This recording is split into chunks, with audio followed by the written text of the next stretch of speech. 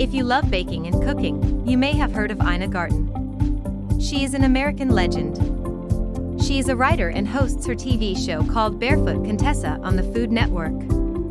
For us food lovers, it does not get much better than that. Of course, she cooks for her husband Jeffrey, but we can use her recipes to indulge our loved ones too. I love her baking recipes, and I have taken one or two from her books to inspire me when making whatever cake I need.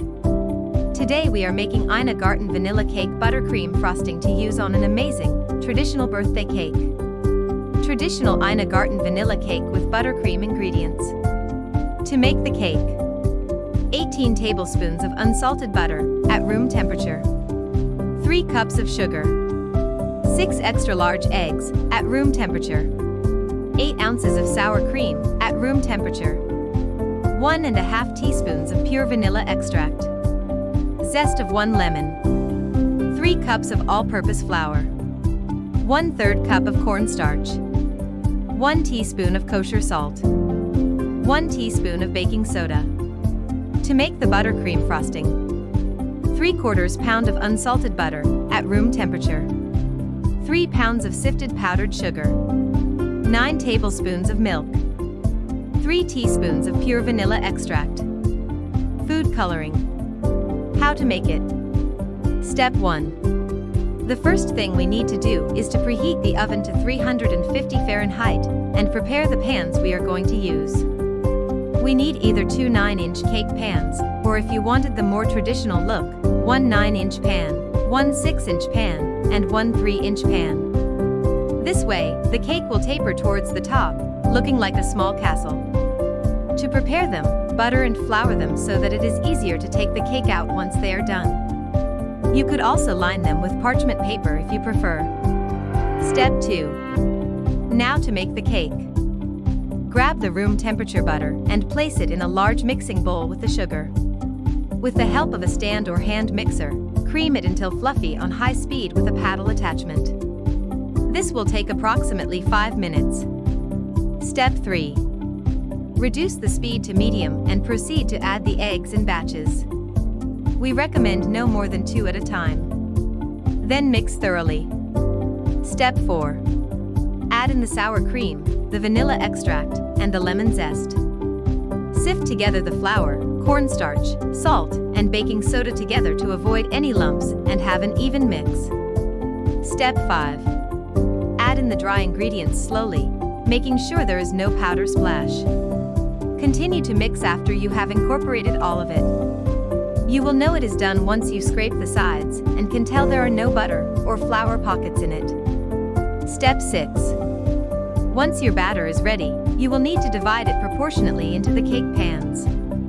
If you have a scale, this will be much easier, but one way to get the measurements right with weighting is the following. You can, first, divide the batter into 2 equal parts. One of these you will need to pour into the 9-inch cake mold. Remember, they need to be buttered and floured or have some sort of parchment paper lining. You will be left with half the batter. You must then divide this into 3 equal parts. Use one of these for the 3-inch cake pan, and the other 2 for the 6-inch cake pan. See? Very easy. Step 7. Smooth the tops of the batter with a spatula before baking. This will help so that there is not so much of a round top to be cut off the cakes before stacking them. Step 8. As you could have imagined, they will need different baking times as the pans are different sizes. The 9-inch will take approximately 45 minutes to be done.